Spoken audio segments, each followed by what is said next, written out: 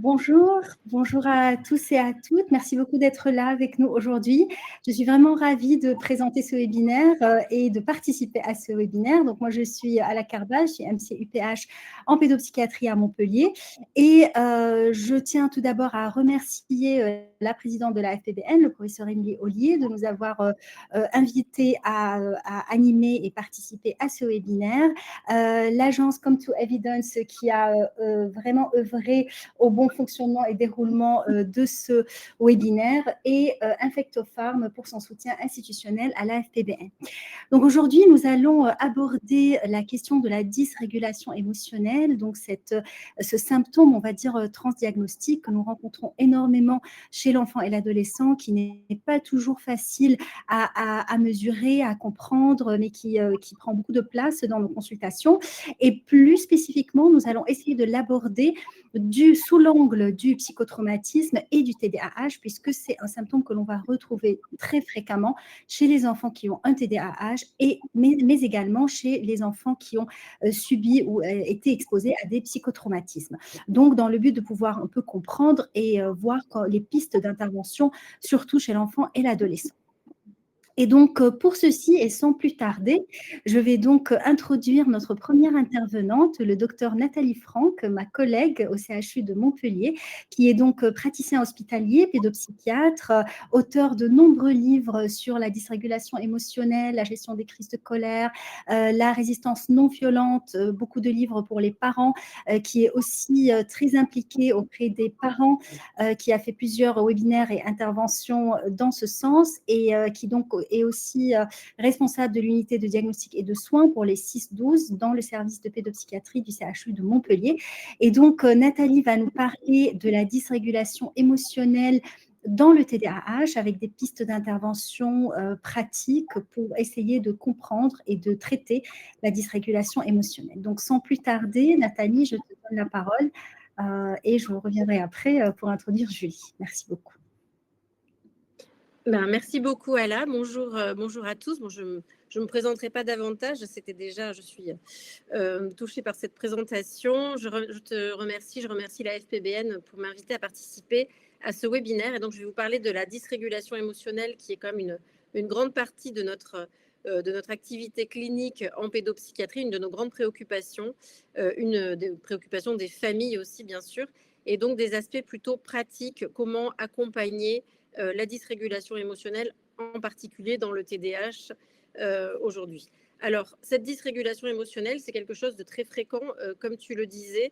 Dans la littérature, on retrouve 50% des enfants ou adolescents avec TDAH qui ont également une dysrégulation émotionnelle. Dans notre population clinique, quand on l'avait testé, c'était même plutôt les 2/3. J'ai vu que c'était même encore plus fréquent chez les adultes avec TDAH. Il y a un concept qui revient aussi souvent et j'essaierai de le différencier parce que ce sont des concepts quand même très très proches, qui est le concept de l'irritabilité et dont on sait que c'est un des motifs de consultation les plus fréquents en pédopsychiatrie, notamment la question des crises de colère dont on va reparler, mais aussi de l'intolérance aux frustrations chez les jeunes.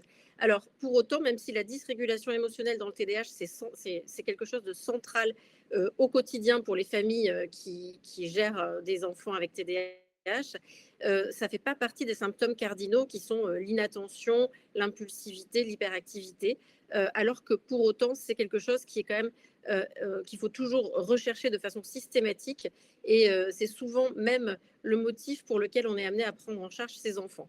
Alors, cette dysrégulation émotionnelle, elle n'appartient pas qu'au TDAH et c'est vraiment ce qu'on va revoir aujourd'hui. Elle est aussi très présente dans les troubles du spectre de l'autisme, dans les troubles anxieux.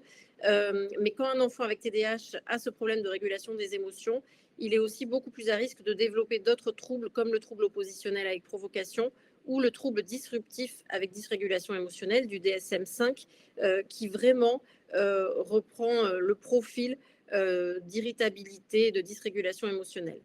Alors, pour remettre un peu à jour tous ces termes, même si on a tendance à les employer de façon un peu similaire, en particulier sur l'irritabilité, la dysrégulation émotionnelle, c'est quelque chose de plus large parce que ça inclut cette irritabilité qui est l'intolérance aux frustrations, la réactivité excessive face au négatif, etc.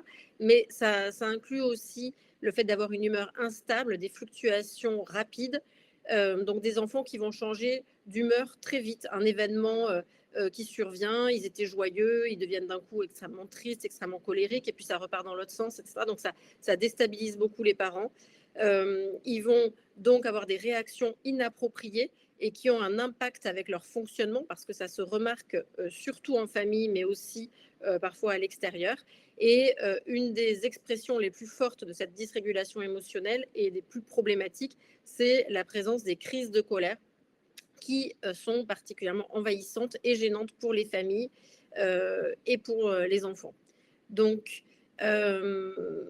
l'idée d'accompagner des enfants avec TDAH, c'est vraiment de prendre en compte et de traiter au sens large cette dysrégulation émotionnelle, parce que c'est parfois ce qui est le plus gênant. Il y a des parents qui viennent à la consultation, non pas pour les symptômes de TDAH, d'inattention, d'hyperactivité, etc., mais vraiment pour ce problème d'intolérance aux frustrations, de gestion des émotions. Et quand on reprend avec eux, on voit que l'enfant a les critères du TDAH, mais finalement, il n'aurait peut-être jamais consulté s'il n'y avait pas eu ce problème de gestion des émotions. Donc, c'est un point central dans notre approche thérapeutique. Les approches, comme partout, enfin, comme pour tous les troubles en pédopsychiatrie, c'est d'abord la question des traitements non pharmacologiques, donc la guidance éducative et les programmes pour les parents, pardon, et les programmes pour les enfants.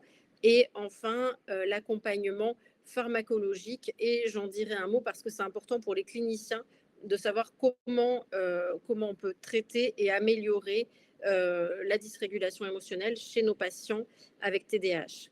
Alors, la guidance éducative parentale, comme le disait Ala en introduction, c'est quelque chose qu'on essaye de beaucoup développer au CHU de Montpellier à l'aide de différents programmes. Et c'est aussi une approche qui montre vraiment son efficacité en pédopsychiatrie.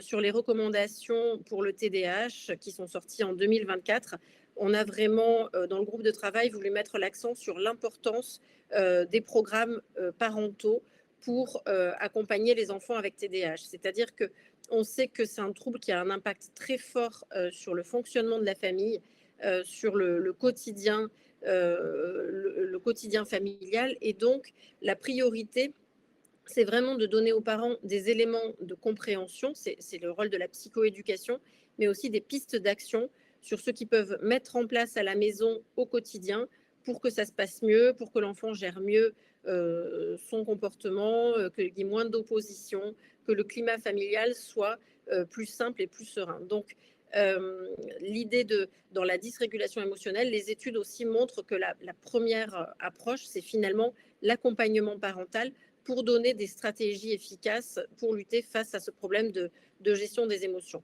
Dans les programmes de base dont on parle plus dans le TDAH, comme le programme de Barclay, qui est le plus répandu aujourd'hui en France, il n'y a pas toujours de séances spécifiques sur les crises de colère, la gestion des comportements provocateurs, de l'agressivité ou de la violence, etc. Donc, petit à petit, dans le service, on a essayé d'implémenter ce programme pour rajouter aussi des séances spécifiques sur ce thème.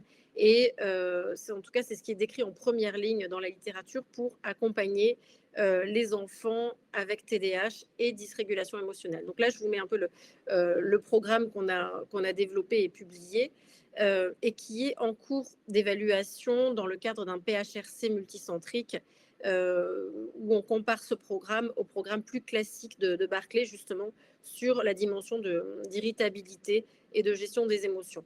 Donc, qu'est-ce qu'on transmet finalement aux parents? Qu'est-ce qui est intéressant à transmettre et quelles sont les stratégies qui peuvent les aider? D'abord, il y a toute une partie dans ce programme qui est sur comprendre finalement la gestion des émotions chez les enfants et la survenue des crises de colère.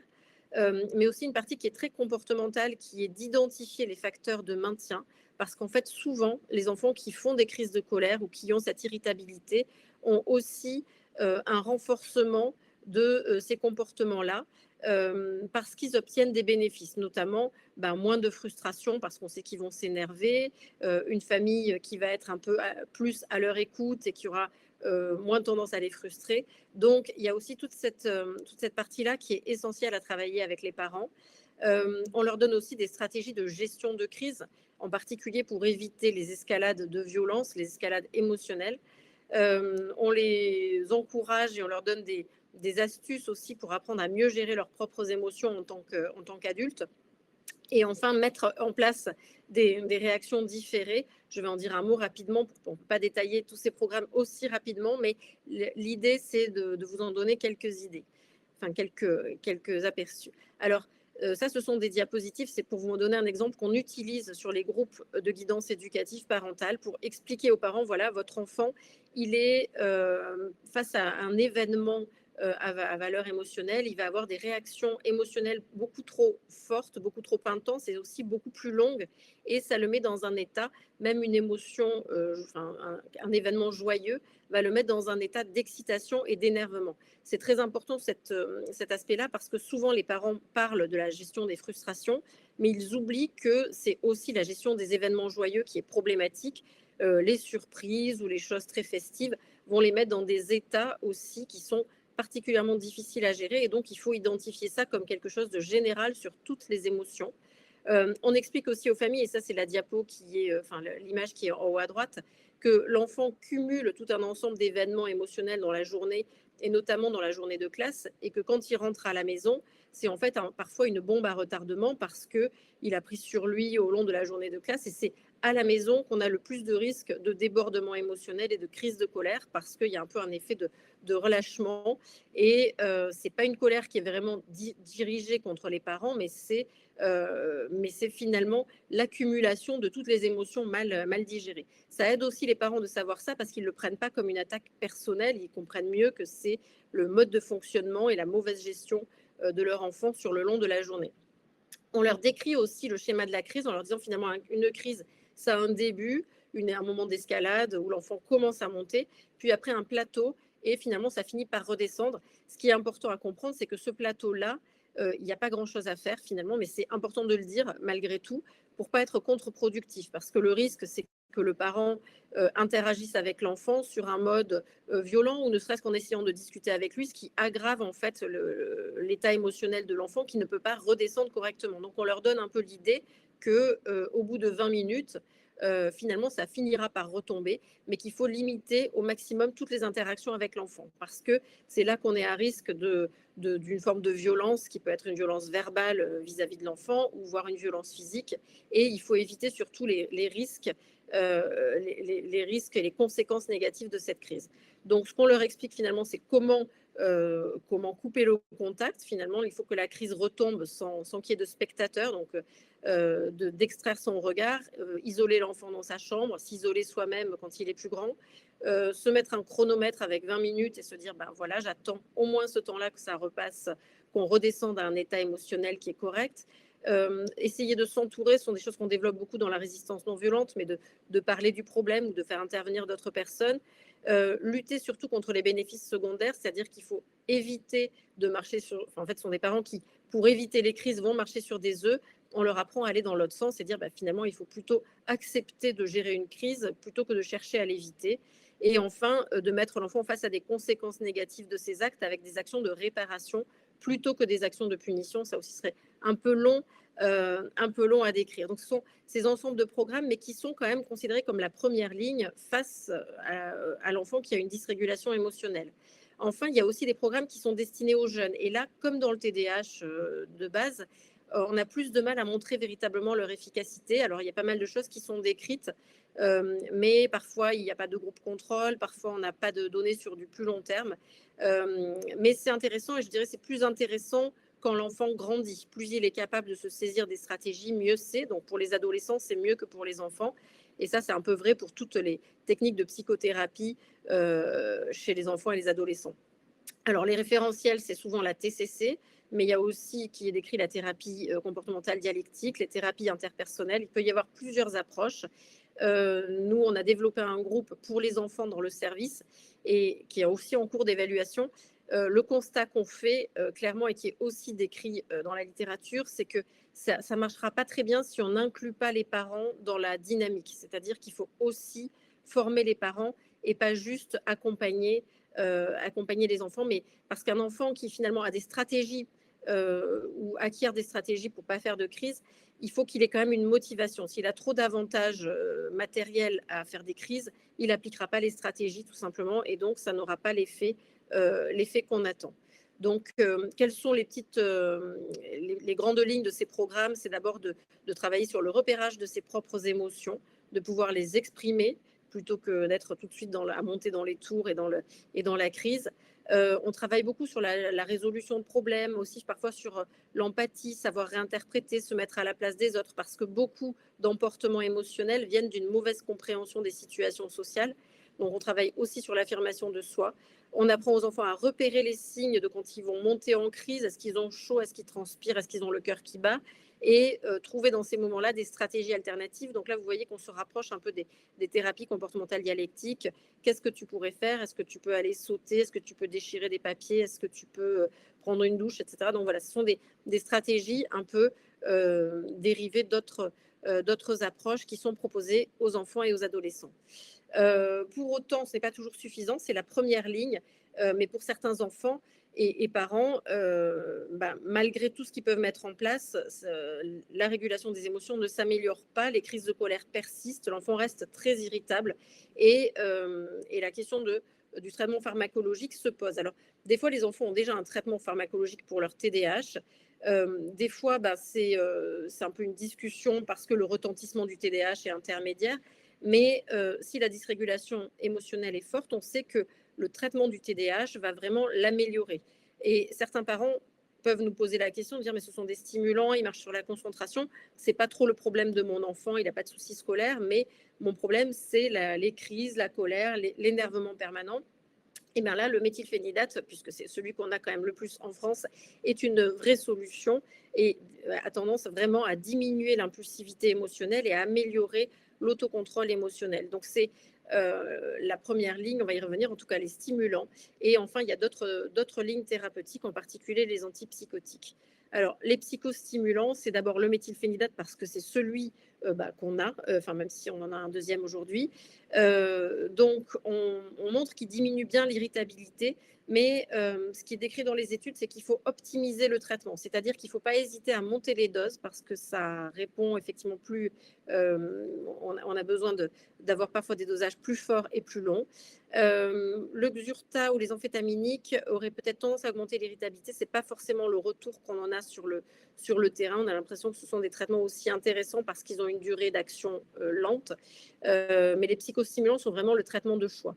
Les antipsychotiques sont aussi souvent choisis, mais c'est de la deuxième ligne. Il faut d'abord traiter avec des psychostimulants et si ça ne suffit pas, l'ajout d'antipsychotiques type aripiprazole et risperidone, ce sont les deux qu'on prescrit en pédopsychiatrie, même si c'est hors des indications habituelles, ça montre une véritable efficacité, mais avec un peu plus d'attention sur le rapport bénéfice-risque parce qu'il y a les effets métaboliques et donc à prescrire avec plus de prudence. D'autres traitements sont prescrits. Alors, le citalopram, il y a des études, je n'en ai pas d'expérience personnelle. La clonidine, on le prescrit régulièrement dans les formes résistantes de TDAH et on peut montrer une amélioration qui est plutôt démontrée dans les TSA que dans les TDAH d'ailleurs. D'autres pistes thérapeutiques peuvent être envisagées. On est toujours hors AMM en pédopsychiatrie, mais dans certaines situations complexes, on peut avoir recours à d'autres types de traitements. Bon, je vois que donc j'ai le temps file, mais je finirai sur cette diapositive pour insister sur le rôle vraiment très important de cette dysrégulation émotionnelle pour la vie de ces enfants et la vie de leur famille aussi. Ils en font parfois la gêne fonctionnelle principale. L'importance d'avoir des stratégies non pharmacologiques et pharmacologiques et voilà, et d'agir en ce sens-là. Donc, j'ai fini mon intervention. Je laisse la parole à mes collègues. Merci beaucoup Nathalie pour cette intervention très, très claire, très informative. J'avais juste oublié de vous signaler au début que si vous avez des questions, vous pouvez les partager sur le chat pour tous les participants. Donc, vous pouvez partager vos questions sur le chat et à la fin du webinaire, après les 3 interventions, nous pourrons donc regarder les questions et tenter d'y répondre. Et pour continuer, je vous propose maintenant d'écouter ma collègue, le docteur Julie Rolling. Donc, le docteur Rolling est MCUPH en pédopsychiatrie à Strasbourg, responsable du Centre régional de psychotraumatisme pour enfants et adolescents du CHU de Strasbourg. Je tiens aussi à la féliciter très chaleureusement parce qu'elle vient de passer sa thèse de science avec brio, de présenter un excellent travail sur les troubles du sommeil dans le TSPT. Et c'était juste hier, donc c'est vraiment a également donc coédité un livre impressionnant sur le traumatisme complexe, donc c'est sa grande spécialité et d'où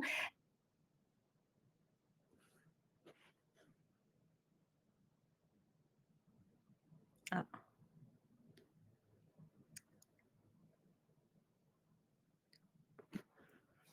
Alors, merci beaucoup, Ala, pour, cette présentation. Et effectivement, je vous propose, d'aborder, la question de la dysrégulation émotionnelle dans, le TSPT, complexe. Alors Julie, est-ce que tu nous entends? Oui, je vous entends et vous? Je vous entends et vous? Ah, je je vous entends, je vous entends. Bon, je crois qu'on a Je un vous petit souci entends. technique. En tout cas, je vous entends. Mathias, est-ce qu'on m'entend? Est-ce que ou dites-moi, est-ce que je peux commencer? OK, d'accord, je propose de commencer.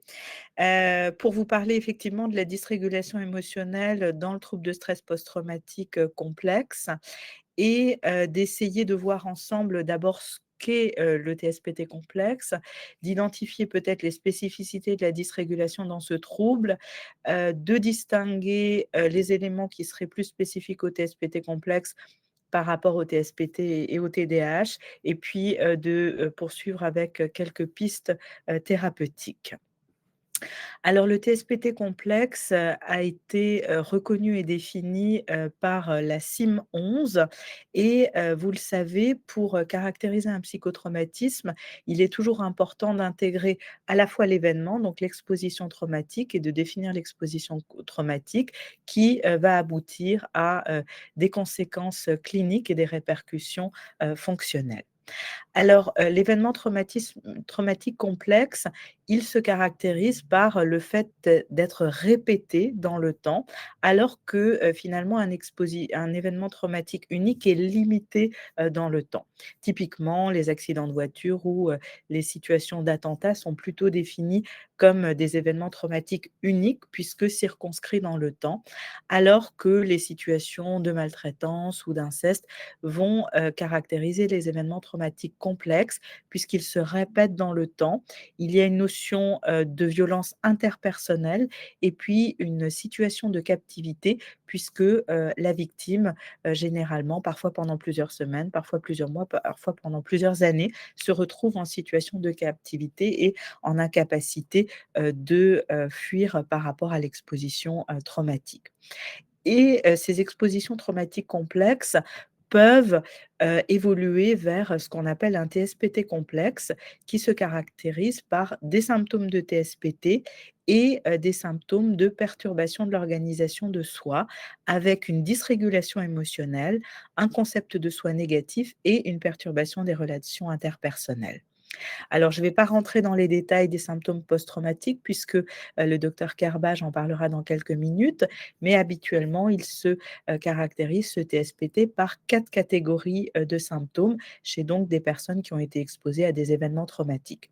Et pour le TSPT complexe, il va y avoir ces, catégories de symptômes auxquels va s'associer, on le disait, les symptômes de perturbation de l'organisation de soi. Au niveau de la dérégulation des affects, on aura des personnes qui auront une réactivité très importante à des stresseurs, parfois minimes, et parfois on a beaucoup de mal à identifier, à caractériser ces stresseurs. Et cette réactivité émotionnelle élevée pourra aboutir à des accès de colère, parfois même des comportements dangereux ou autodestructeurs. Ça, c'est plutôt le profil chaud, plutôt le profil activé du PTSD, mais on peut aussi trouver des tableaux cliniques où il y aura une surmontation surmodulation émotionnelle en réaction et donc plutôt des tableaux cliniques dissociatifs avec une anesthésie affective, avec des symptômes de dissociation. Et finalement, des personnes qui seront en difficulté à réagir face aux émotions qu'ils vont ressentir, que ce soit des émotions négatives ou que ce soit, comme le disait le docteur Franck, des émotions positives. Et ça, souvent, c'est surprenant pour l'entourage. Par exemple, les équipes éducatives qui prennent en charge certains adolescents avec trauma complexe, ils ont passé une bonne journée, ils sont peut-être allés dans un parc d'attractions, tout s'est bien passé et à la fin de la journée, patatras, grosse crise de colère. Et souvent, les équipes éducatives nous disent: «Mais on ne comprend pas parce qu'on a passé une super journée, donc pourquoi est-ce que ça se finit mal?» Eh bien, parce qu'il y a vraiment c'est vraiment une difficulté à ressentir et à réguler les émotions, qu'elles soient positives ou négatives. À cela s'associe une croyance de soi, des croyances de soi très négatives, avec des croyances persistantes d'être inutile, d'être raté, parfois d'être responsable des traumas qu'ils ont vécus et donc un ensemble de croyances s'agissant de soi-même, qui va modeler, aussi et qui va fortement impacter le comportement de ces personnes. Puisque si vous croyez, que vous êtes inutile ou que vous êtes raté, eh bien généralement votre comportement fait que vous allez peut-être échouer à l'école et cet échec à l'école va venir là encore renforcer, ces croyances qui sont héritées, des traumatismes.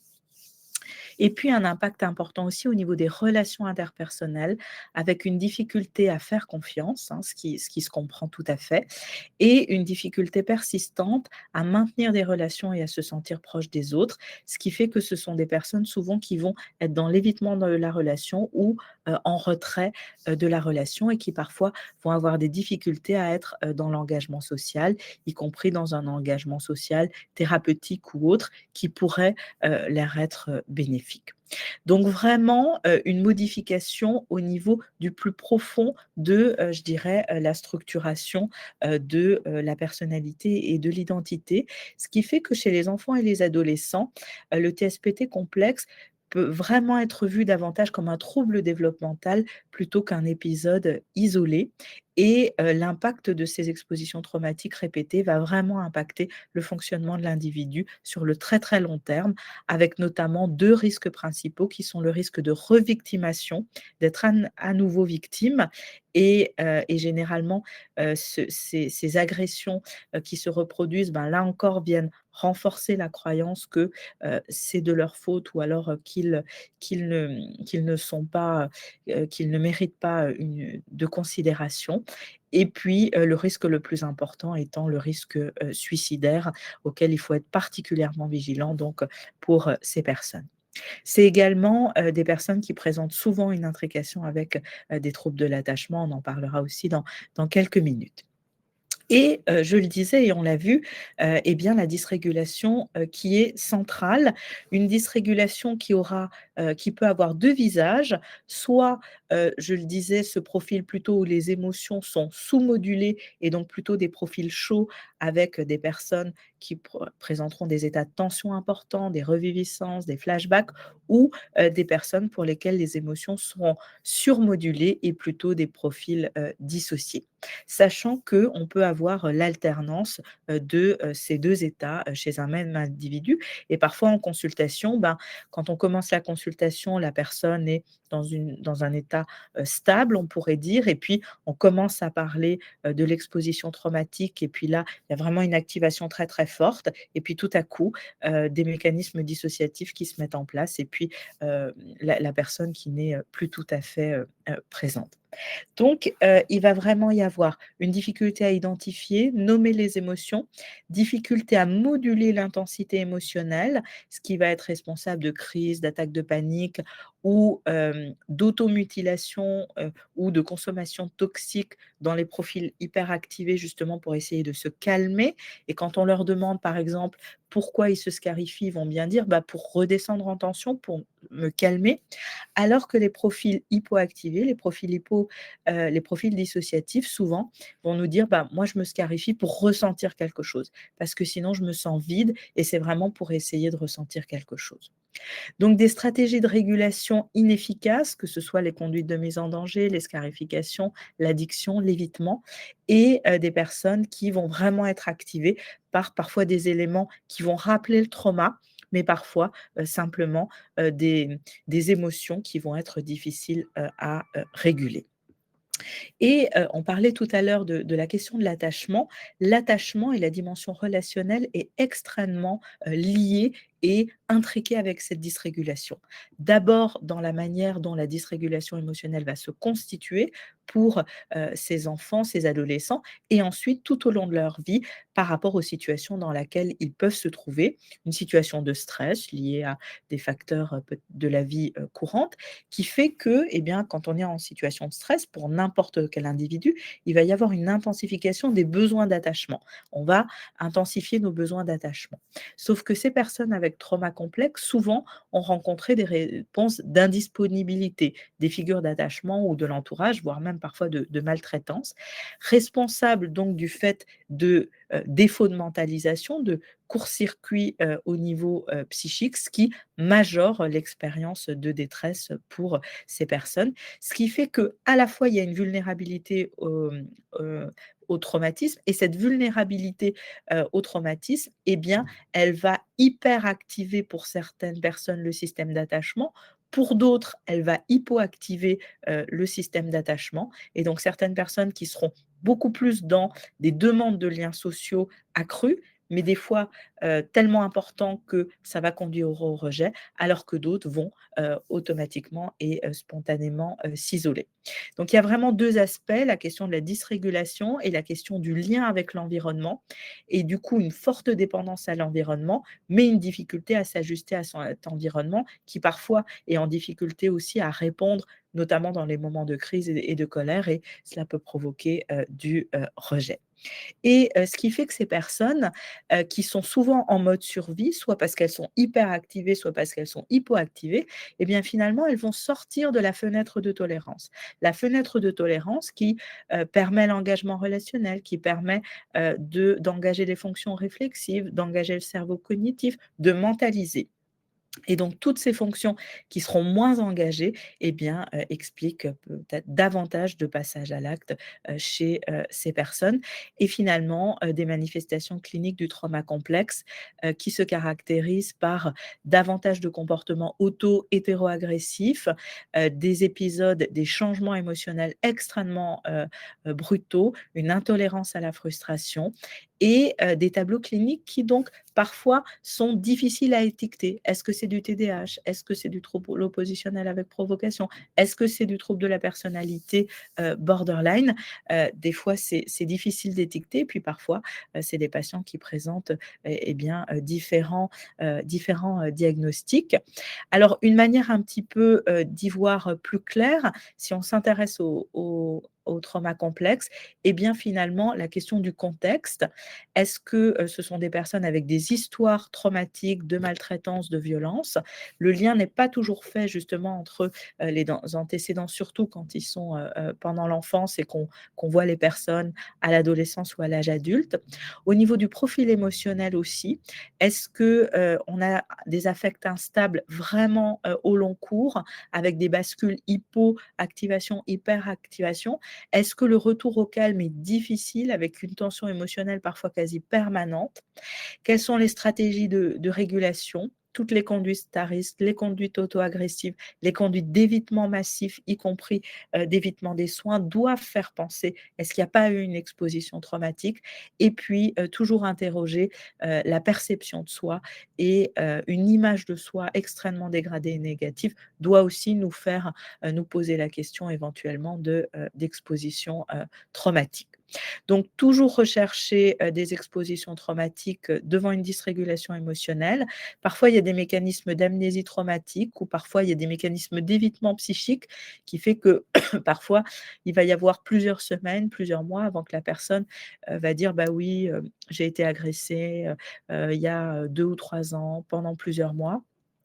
Ne pas opposer TSPT complexe, TDAH, troubles de la personnalité borderline, ce sont des comorbidités qui sont extrêmement fréquentes et ce sont des dimensions du fonctionnement communes qui sont impactées quand on réfléchit dans une approche dimensionnelle et développementale et également utiliser des outils structurés pour évaluer le TSPT. Vous pouvez utiliser par exemple l'ITQ, l'International Trauma questionnaire qui est disponible sur Internet et des échelles plus spécifiques de la régulation émotionnelle. Et puis l'importance aussi d'intégrer l'entourage justement pour compléter l'évaluation clinique. Au niveau de la prise en charge, eh bien, les objectifs principaux de la prise en charge du TSPT complexe, c'est bien sûr la prise en charge de la dysrégulation, mais aussi la prise en charge des modifications cognitives liées au soi et de la dimension relationnelle et de réintroduire de la confiance épistémique dans les relations interpersonnelles. Alors au niveau de la régulation émotionnelle, tout la stabilisation qui va vraiment permettre de retrouver un sentiment de sécurité, une prévisibilité, va être extrêmement important. On va vraiment travailler sur la réhumanisation du vécu, sur la compréhension de la trajectoire de vie de ces personnes qui finalement ont une dysrégulation émotionnelle, ont une perception d'eux-mêmes très négative, ont du mal dans les relations sociales, mais par rapport à leur histoire et par rapport à ce qu'ils ont vécu, c'est tout à fait logique. Et donc, on va les aider à comprendre finalement leur fonctionnement, leur trajectoire de vie et réduire la dysrégulation émotionnelle, notamment en travaillant de manière un petit peu plus spécifique aussi sur la dissociation.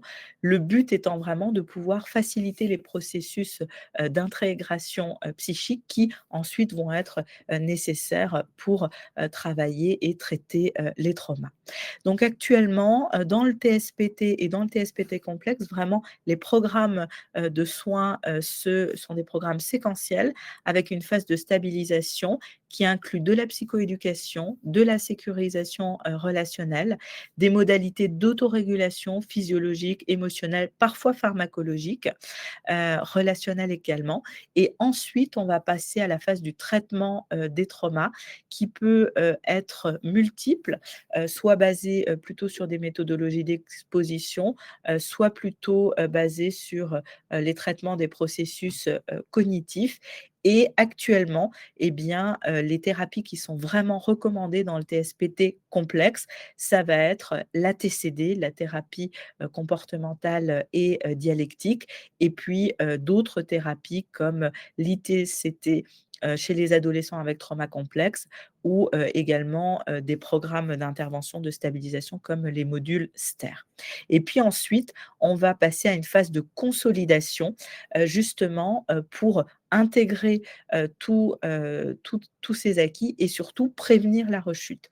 C'est-à-dire, une fois qu'on a traité le trauma et que la personne consomme moins de toxiques, n'a plus de flashbacks, de souvenirs traumatiques, eh bien, là aussi, parce que la symptomatologie post-traumatique peut être très labile, eh bien, on va dire, par exemple, si tu recroises ton agresseur dans la rue par hasard parce qu'il est sorti de prison, eh bien, comment tu pourrais réagir? Qu'est-ce que tu pourrais mettre en place justement pour prévenir toutes les réactivations traumatiques qui pourraient éventuellement apparaître dans le futur et bien sûr travailler la projection dans l'avenir.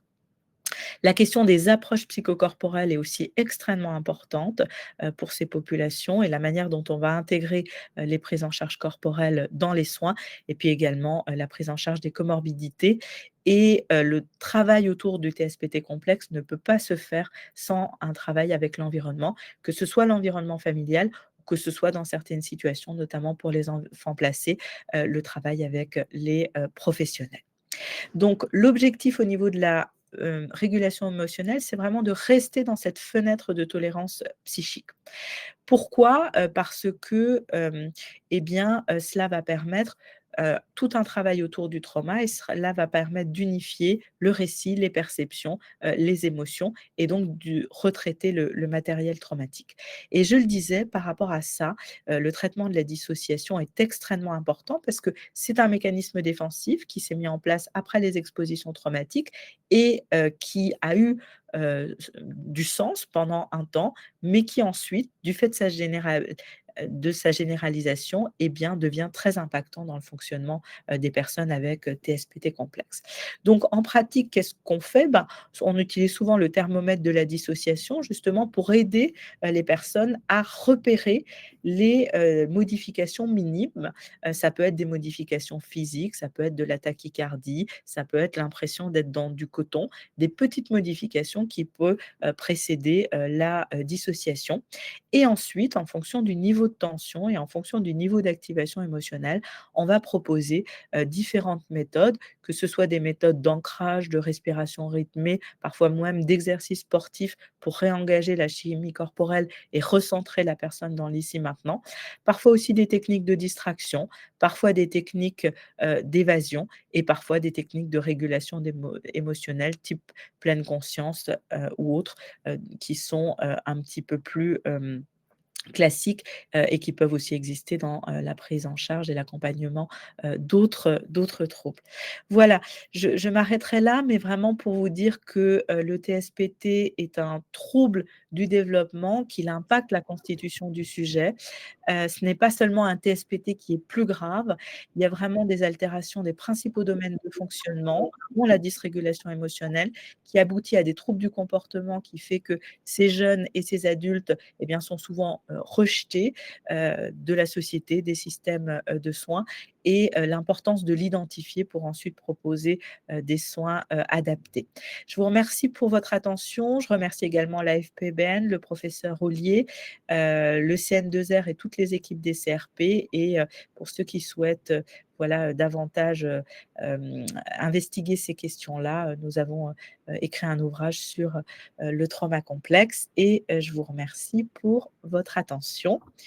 Et je vais tout de suite présenter donc notre collègue, le docteur Ala Karbaj, que je suis très heureuse de présenter et avec qui j'ai beaucoup de plaisir à collaborer, qui fait partie d'une des psychotraumatologues très engagées et très reconnues au niveau national, qui donc est MCUPH à Montpellier, qui s'occupe du Centre régional du psychotraumatisme à Montpellier et qui a écrit un ouvrage que je vous recommande sur accompagner mon enfant face au traumatisme, puisqu'elle est très engagée dans le travail des parents aussi et la manière dont on peut intégrer les parents dans les soins des enfants psychotraumatisés.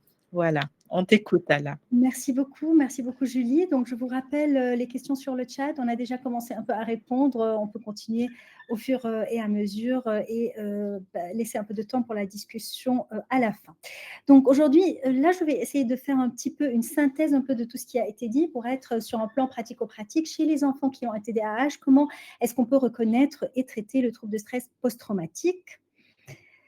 Voilà, donc comme vous le savez sûrement, l'exposition à des événements potentiellement traumatiques est extrêmement fréquente, que ça soit un événement traumatique unique ou un événement traumatique répété et prolongé, puisque 70% des populations étudiées au niveau global rapportent une exposition à un événement potentiellement traumatique au moins une fois dans la vie. Ça ne veut pas nécessairement dire qu'ils vont développer tous un TSPT, mais l'exposition traumatique est extrêmement fréquente. Ceci est d'autant plus vrai chez les enfants qui ont un TDAH, puisqu'on sait que les enfants qui ont un TDAH ont une prévalence, sont plus fréquemment exposés à des événements traumatiques. Donc, il y a un risque accru d'exposition et une vulnérabilité à développer un TSPT, avec aussi un risque élevé de non-reconnaissance du TSPT, puisqu'il y a un enchevêtrement symptomatique entre les symptômes, on va en parler un petit peu plus tard, et des implications cliniques majeures sur la scolarité, l'impulsivité et les symptômes mixtes. Pardon. Donc, d'autres facteurs individuels d'exposition traumatique, les études épidémiologiques, elles rapportent que non seulement le TDAH, mais le TOP et le trouble des conduites sont des facteurs individuels d'exposition traumatique parce que, notamment via le biais de l'impulsivité, ce sont des enfants qui sont plus impulsifs, qui vont peut-être avoir plus de difficultés à juger un événement s'il est à risque ou pas, ou à se mettre dans des situations qui pourraient les prédisposer à une exposition traumatique. Le trouble de l'abus de substances, on sait aussi que le TDAH est corrélé avec plus de troubles de l'abus de substances à l'adolescence et à l'âge adulte, donc ça peut être aussi par ce biais-là. Et également un TSPT préalable, donc le fait d'avoir déjà un TSPT ou d'avoir une exposition traumatique antérieure est un facteur de risque de retraumatisation et de réexposition, malheureusement. Et cette association, elle est médiée partiellement par l'alcool. Et l'on sait aussi que chez les adolescents qui ont un TDAH, il y a un risque plus accru d'alcoolisation. Donc, voilà.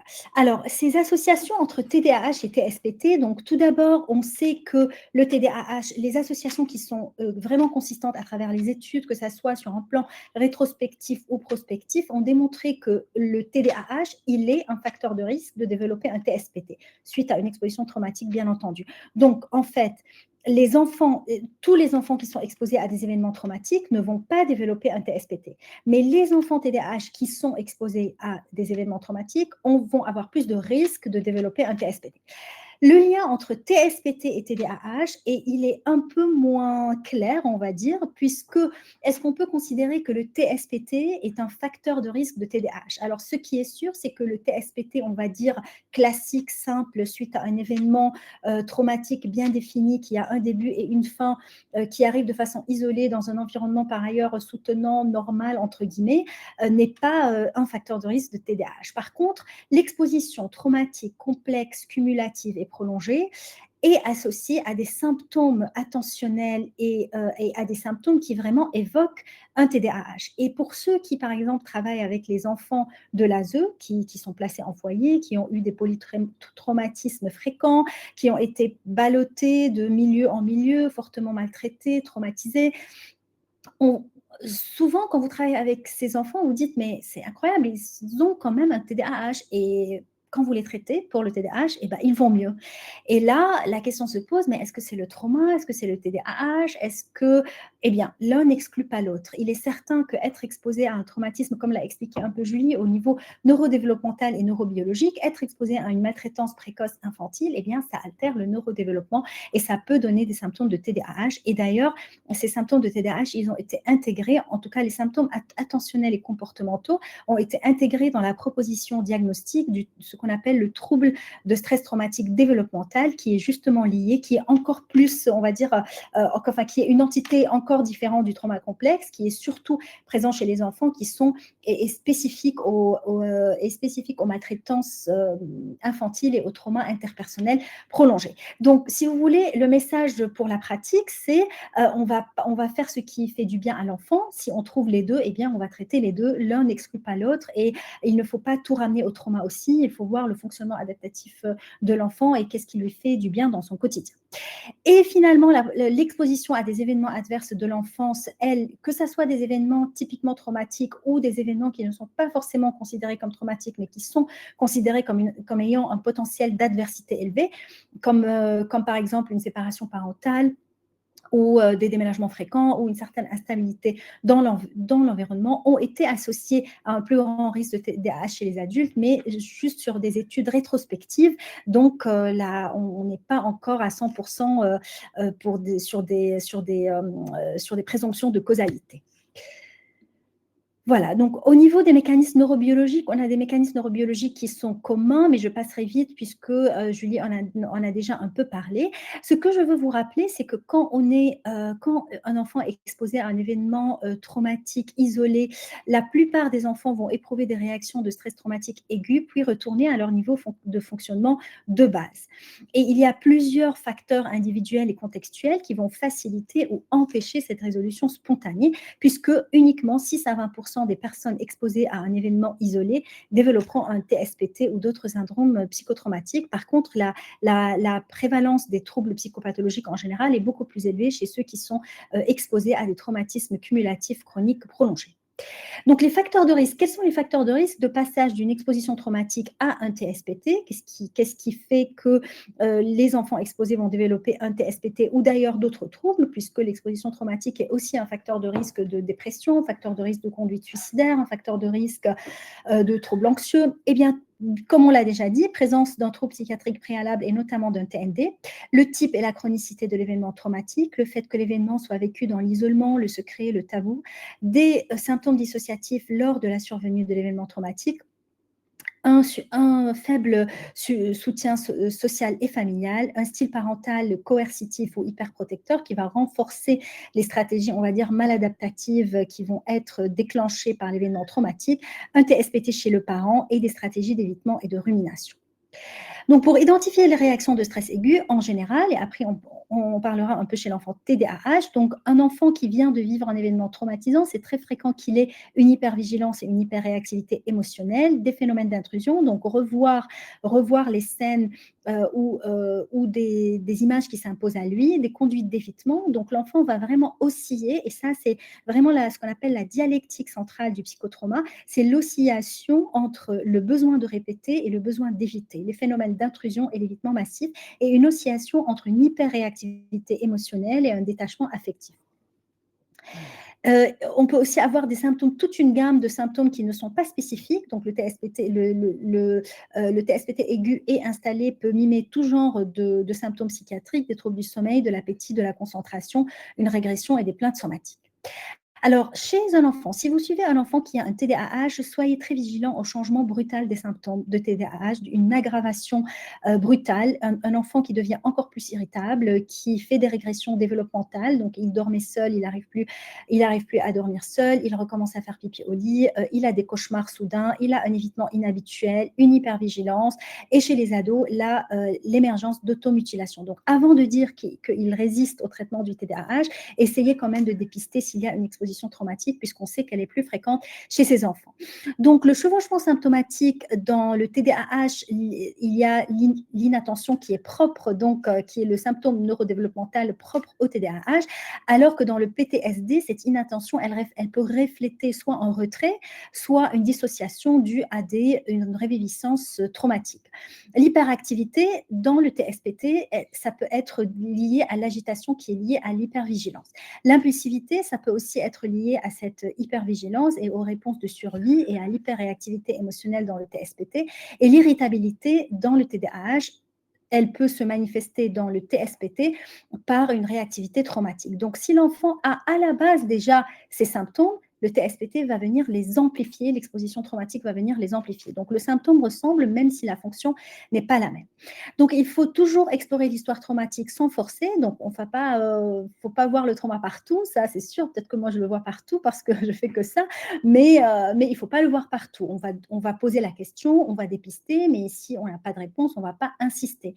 Une exposition traumatique ne peut pas se déduire sur la base de l'interprétation d'un clinicien. Elle doit être révélée par l'enfant ou par le parent. Évaluer le réseau de soutien, on peut dépister par des échelles comme la CPC, les signes de symptômes post-traumatiques, et aussi différencier ce qui est stabilisé ou pas par une échelle pour évaluer les symptômes de TDAH. Donc, pensez aussi à l'exposition traumatique et le TSPT chez le parent. Comme souvent, les enfants qui ont un TDAH, comme il y a une vulnérabilité génétique, ils ont des parents qui peuvent avoir un TDAH, et bien c'est pareil. S'ils ont été exposés à des traumas, les études épidémiologiques montrent aussi que l'exposition traumatique chez les enfants est corrélée à l'exposition traumatique chez les parents, ce qui va influencer la manière des parents de soutenir leur enfant. Donc, dépister le TSPT, évaluer surtout le risque suicidaire. Un message très important que je voudrais vous dire aujourd'hui, et s'il n'y a qu'une seule chose que j'aimerais que vous reteniez de mon intervention, c'est que TDAH plus TSPT égale risque suicidaire plus. Conduite suicidaire élevée, toujours, si vous avez un enfant ou un adolescent, notamment un adolescent qui a un TDAH et qui a eu une exposition traumatique, soyez très vigilants sur le risque suicidaire et le risque d'automutilation. Posez la question, vous ne perdrez jamais rien à poser la question, parce que c'est vraiment toutes les études démontrent une très très forte association avec l'émergence de conduite suicidaire à l'adolescence. Donc, le risque augmenté, il est établi. L'impulsivité, c'est le mécanisme médiateur pour les conduites suicidaires, la dysrégulation émotionnelle et la réactivité au stress, l'exacerbation des symptômes communs au TSPT et au TDAH, et le dépistage doit être systématique. Est-ce que tu as eu des idées noires? Est-ce que tu as pensé à te faire du mal?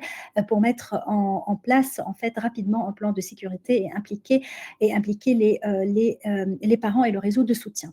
Donc, enfin, là, on sait que la version, on va dire, actuelle, qui est validée par les études, la version contemporaine de l'adaptation face à l'adversité, c'est un concept qui est dynamique, ce n'est pas figé. Donc, notre approche pour prendre en charge à la fois les symptômes du TDAH et les symptômes du TSPT, c'est une évaluation rigoureuse des symptômes de TDAH, des symptômes du TSPT, du risque suicidaire, des ressources sociales, des personnes référentes qui vont aider pour l'enfant et du réseau plus large, des prises en charge qui sont validées scientifiquement, le renforcement des compétences adaptives individuelles et la mobilisation des ressources environnementales. J'aime bien à répéter souvent que là, on n'en est pas résilient, on le devient, et ceci, l'enfant ne peut pas faire seul. L'enfant, il n'a pas le choix de son environnement comme l'adulte, il ne peut pas quitter un agresseur, il peut pas décider de changer de boulot s'il est exploité.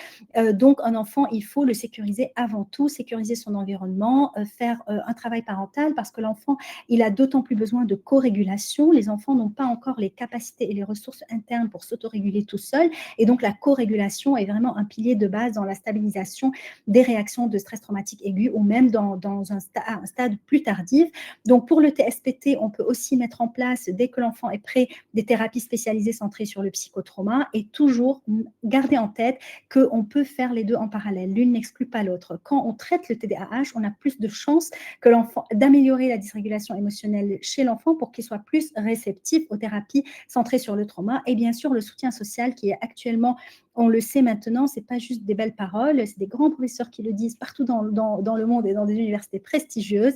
C'est pas parce que ça fait bien de le dire, mais vraiment le soutien social, c'est un facteur de protection qui a été établi chez les enfants TDAH pour réduire la charge émotionnelle, puisque d'ailleurs les programmes, et ça ma collègue Nathalie Franck l'a dit, puisque la ligne de base, les interventions de base sont les programmes parentaux. Donc c'est apprendre aux parents à soutenir leur enfant. Et c'est pareil dans le cas du traumatisme.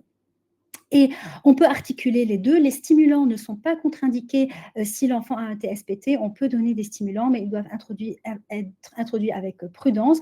Le traitement médicamenteux peut faciliter le travail thérapeutique, et la priorité clinique est vraiment de réduire la peur et de stabiliser.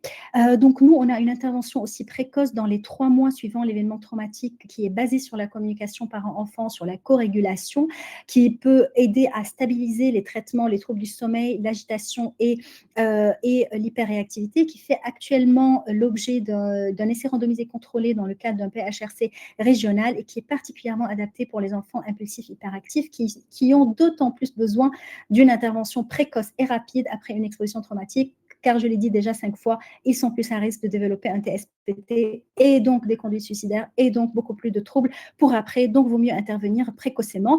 Le soutien social, il est central, pas besoin d'être un grand expert du psychotraumatisme pour, même les intervenants de première ligne peuvent offrir ce soutien non intrusif de validation émotionnelle, d'écoute, de recentrage, de stabilisation émotionnelle. On n'a pas besoin d'avoir fait 3 ans de DU de TCC pour ça.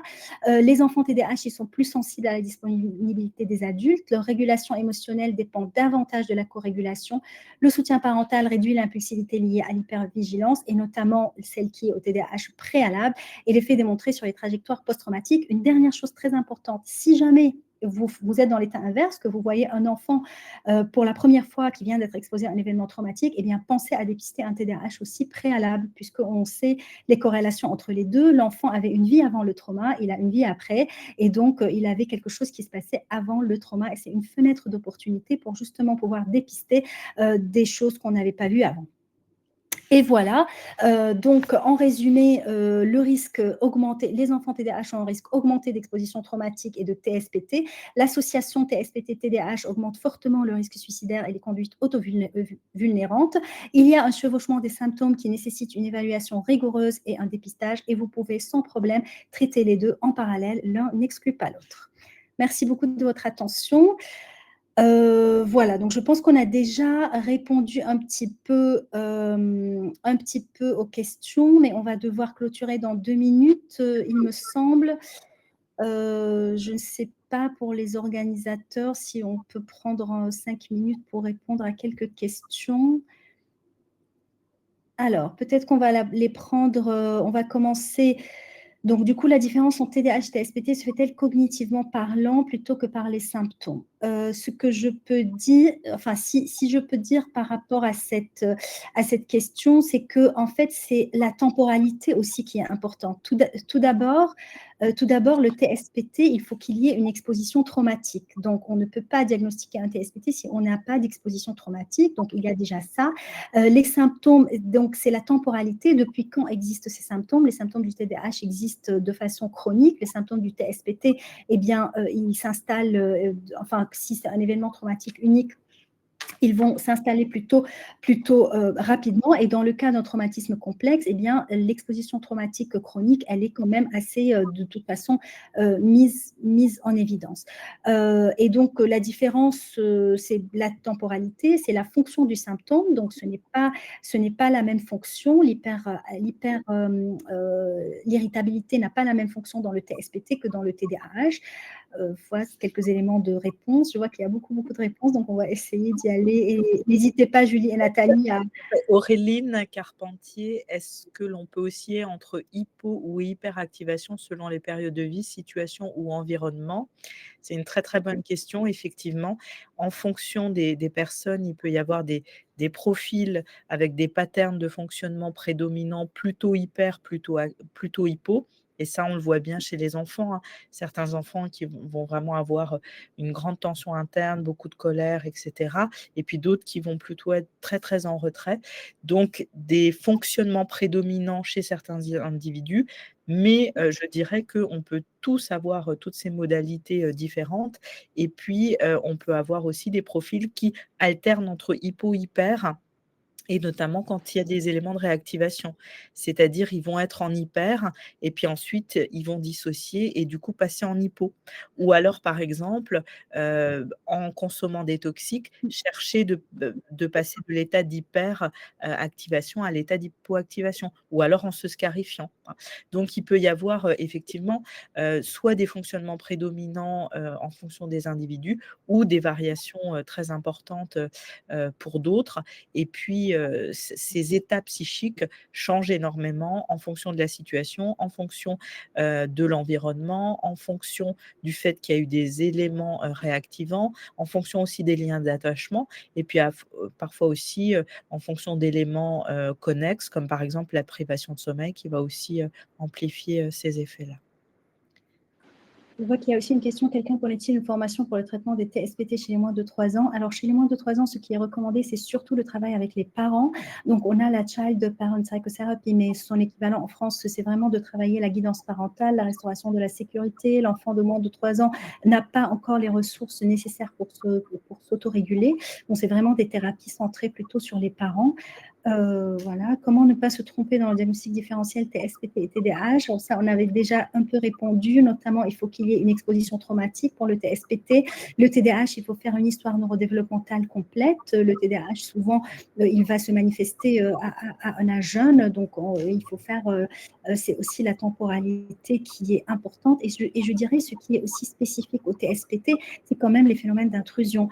Le fait de revivre les images de l'événement traumatique, de répéter à travers les dessins, les jeux, ça c'est quand même assez spécifique au TSPT, alors que l'irritabilité, l'hyperréactivité émotionnelle, l'impulsivité peuvent être un chevauchement entre TDAH et TSPT. Oui. Que pensez-vous de l'ICV dans le traitement des traumas complexes? Julie, tu veux répondre à cette question? Très, très bonne question, et c'est vraiment une thérapie justement au CRP. Il y a une des psychologues qui l'utilise beaucoup, Chloé Masson, et je trouve très, très intéressant parce que ça permet vraiment à la fois d'impliquer les parents avec la question du reparentage et à la fois de réhistoriciser les événements traumatiques. Donc, dans le TSPT complexe, on l'utilise beaucoup à Strasbourg. Et juste, il y avait une question aussi sur le TDI. Je ne parle pas du TDI. Non, mais effectivement, les expositions traumatiques complexes peuvent aussi aboutir à l'extrême à des tableaux cliniques de TDI. Alors, aussi, y a-t-il souvent des troubles somatoformes associés au TSPT complexe? Oui, très, très, très, très souvent. Et il y a une question aussi pour Nathalie qui peut être intéressante. Le TDAH, c'est de la génétique, ça ne peut pas être de la répétition intergénérationnelle. Est-ce qu'un environnement adapté, bienveillant et contenant n'est-il pas plus réparateur et sécurisant? Nathalie, je te laisse la parole, on complétera après.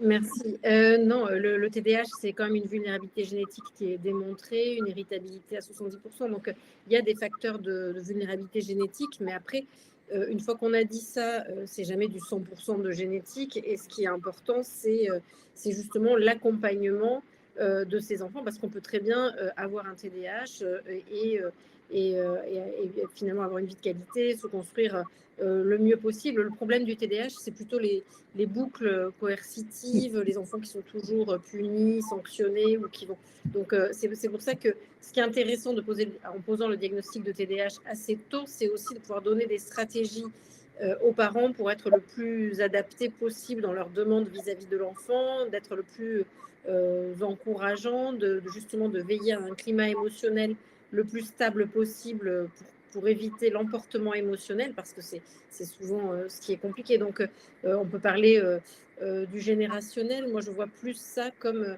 vraiment comment accompagner l'environnement pour qu'il s'adapte à ces enfants-là qui ont leur fragilité. Donc, je ne remets pas en question le côté, la composante de vulnérabilité génétique, et le côté environnemental est extrêmement important aussi. Et c'est là-dessus qu'on travaille en première ligne de toute façon. Je vois aussi qu'il y a une question, le TSPT n'est-il pas plus situationnel que le TDAH qui est dans la durée? Oui, mais dans le cas du TSPT complexe, c'est aussi dans la durée. Donc, l'idée, c'est de se dire qu'on peut avoir les deux aussi. On peut avoir un TSPT complexe et des symptômes attentionnels et d'hyperactivité, et qu'on peut tout à fait traiter les deux.